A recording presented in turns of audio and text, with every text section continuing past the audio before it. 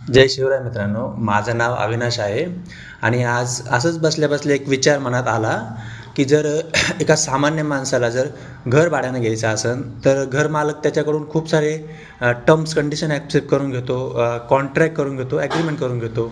जर एखाद्या सामान्य माणसाला जर साधा प्रायव्हेट जॉब करायचा असेल किंवा गव्हर्नमेंट जॉब करायचा असेल, तर त्याच्यातून खूप साऱ्या कंपनी टर्म्स कंडिशन ॲक्सेप्ट करून घेते, कॉन्ट्रॅक्ट करून घेते. जर एखाद्या सामान्य माणसाला जर बँकेकडून लोन घ्यायचं असेल, छोटं का असेना, त्यासाठी सुद्धा बँक खूप सारे ॲग्रीमेंट करून घेते, टर्म्स कंडिशन ॲक्सेप्ट करून घेते.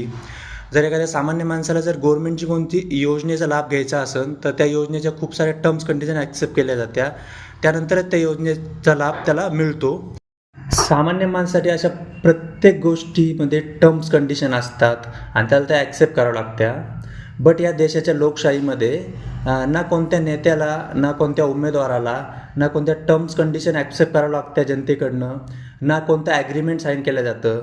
ते आपल्याला फक्त पॉम्पलेटवर, एका छोट्याशा पॉम्पलेटवर त्यांच्या फक्त जे कामं करतील ते लिहून देतात.